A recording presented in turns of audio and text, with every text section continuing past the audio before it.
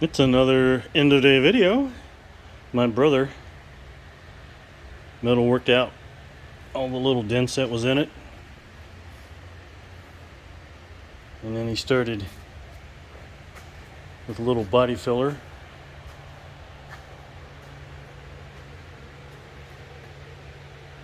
So he's well on his way on that.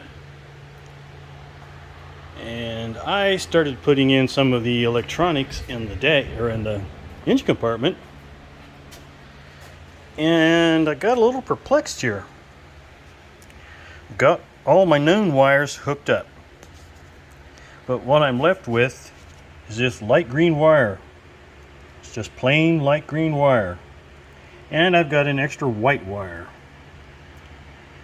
I've looked at the diagrams for I don't know how long, have no idea what those two wires are for. And as you can see, I got the master cylinder on. And that's kind of all I did today.